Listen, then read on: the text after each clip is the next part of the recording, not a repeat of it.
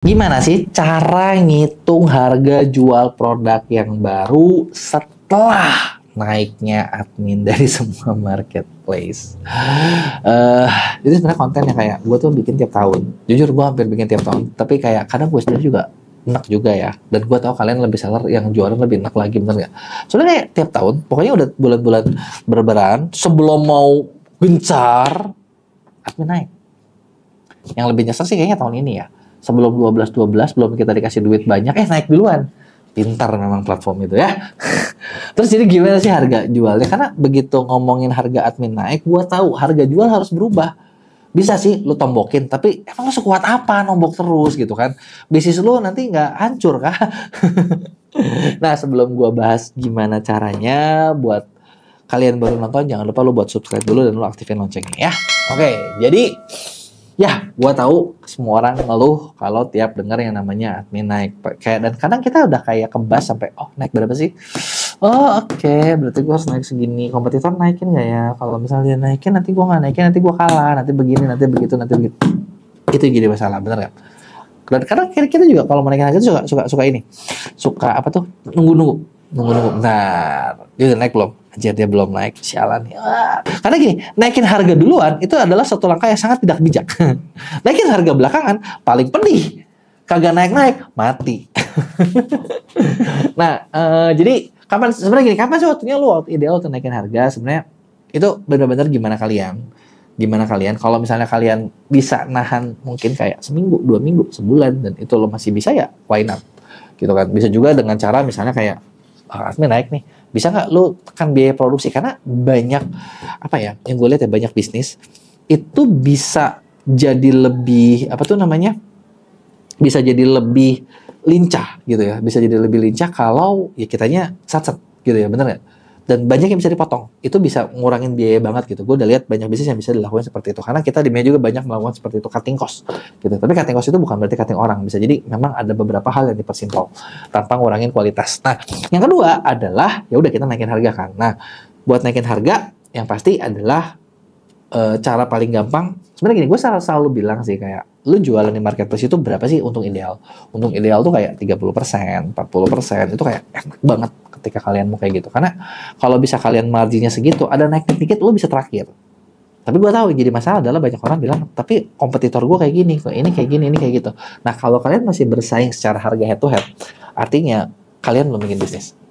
Sadar dulu, kalian masih jualan doang, kalian nggak punya bisnis. Yang kalau nggak punya bisnis itu jeleknya, masalahnya adalah ketika kalian cuman jualan doang, repot nih ketika ada sedikit pun geser, itu kalian berubah gitu ya. Nah, kalau bikin bisnis kan sebenarnya harusnya kalian bisa menciptakan value gitu ya, value. Jadi satu barang dirasa sama orang ya tetap oke, tetap layak gitu kan, dan untungnya tebal. Contoh kayak gini lah, iPhone, kalian tahu kan dari iPhone 15, iPhone 16 gitu ya, MacBook, itu gua tahu itu untungnya banyak banget gitu ya. Ibaratnya kalau lu potong 20% juga lu nggak rugi, lu masih kaya. Tapi ya udah, itu lah bisnis, bener nggak? Nah, terus yuk kita langsung masuk ke topiknya. Terus kalau kita harga jual gimana? Yang pertama gini, buat ngitung harga jual, kalian pastiin semua harga komponen kehitung. Apa aja yang harus dihitung? Nah, lu catat ya. 1, harga modal barang. Ya, kalau lu jual beli, lu harga modal barang, dan harga modal barang ini jangan begini. Gue beli, misalnya katakanlah gue beli ini ya, gue beli remote. Ini gue jualan remote, misalnya gue beli remote ke supplier, modal gue 100.000. Itu tuh ada kena ongkir apa enggak? 100.000 tuh sampai gudang gua atau cuma sampai dari dia? Karena kalau misalnya cuma sampai tempat dia belum ada ongkir, ini nggak jadi 100.000 nih guys. Ini naik nih, bisa jadi 105 gitu kan, ya kan? Dan lu ketika ngirim, lu ngirim ordernya partai kecil, partai gede. Partai gede bisa jadi lebih hemat dalam pengiriman. Nah, itulah yang gue bilang hal-hal yang bisa diefisiensikan, gitu kan? Nah, memang sih kadang nggak adilnya ya. Yang gede bisa, yang kecil modalnya kagak ada. Ya udah, nggak apa-apa, continue. Gitu ya. 1 itu kayak tadi, lu hitung sampai situ. Kedua, ketika lu nyimpan, ini barang banyak tempat apa enggak? Makin banyak tempat satu barang, itu bakal bikin kalian habis tempat buat gudang. Yang buat gudang juga repot juga. Ya, yang kedua, yang ketiga adalah kalian juga bisa lakuin yang namanya ini kan, modal penyimpanan, ini lo harus hitung. Kedua, tenaga kerjanya berapa? Itu lo hitung. Bener nggak? Biaya listrik, biaya apa gitu kan, kalian hitung biaya pengiriman sampai kalian siap kirim. Nah, itu adalah harga HPP yang sebenarnya. Kalau kalian nambahin label, nambahin cat, nambahin apa, apapun itu, lu hitung. Itu adalah harga modalnya, ya. Nah, lanjut nih. Kalau udah itu, nah kalian mau ngambil untung berapa? Misalnya, semua harga HPP ini adalah 100.000. Gua mau ngambil untung 30%. Nah, tadi gue bilang ya, 30% sehat ya. Kita hitung. 100 ditambah 30% nih ya. Gue pakai kalkulator ya. 100 sama 30% adalah 130.000. Bener nggak sih 130.000 itu kalau lu jual 130.000 margin kalian 30%. Ternyata kalau lu lakuin kayak gitu, salah. Hah, kok salah? Coba deh, lu keluarin kalkulator ya. 130.000 dikali 30%. Dan jawabannya adalah 30% dari 130.000 adalah 39.000. 130 kurang 39.000. 91.000. Nah, kok bisa? Lu modal cepet, mau ambil 30%. Ternyata bukan segampang jadi 130.000. Karena kalau ketika lu lakuin itu jadinya salah. Nah, yang benar berapa? Yang benar gimana? Nah, ternyata cara ngitung harga jual itu ada rumusnya. Setelah kalian hitung semuanya, nah, jadi buat ngitung harga jual adalah harga pokok dikurang dalam kurung 1 dikurangin persentase produk. Jadi gimana caranya nih? Nah, pertama gini, 1 dikurang persentase profit. Tadi kan kita ngomong 1 mau persentase berapa? 30%. Berarti 1 dikurang 30%, 70% ya, 0,7.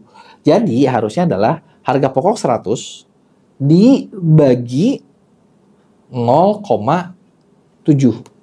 Jawabannya adalah harga jual kalian 142.850. Nah, jadi lu kebayang nggak kalau misalnya lu suka ketemu ya harga orang seller jual, kenapa sih harganya pakai ada ratusan perak? Ini mereka lagi ngelakuin ini, guys. Dan kalau 142.850 ini kita kali 0,7, modalnya dia bakal jadi 100.000 lagi. Jadi caranya kayak gitu, lu udah hitung semua, mau profitnya berapa kayak gitu. Nah, dengan kayak gini, kalian kan nanti bakal, kenapa gue bilang ini rumusnya penting, karena gini, lu bayangin, lu jual sekian, kalian tuh kena admin, itu bukan dari harga modal ditambah segini kan, tapi kalian harga admin itu dari harga 100, misalnya gini, gue jual 130.000 ya tadi nih.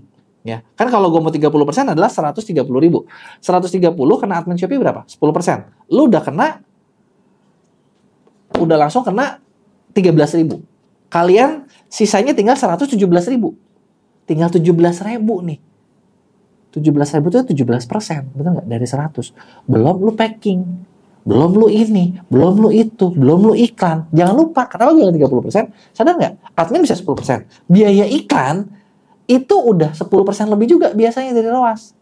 Sampai 15%. Kalau iklan kalian 15%, kalau kalian jual 130.000 dan kalian berharap itu dari admin dan iklan, admin 10%, iklan 15%, itu 25%. Kalian 130 kali 25% aja, kalian udah sisanya tinggal 97.500.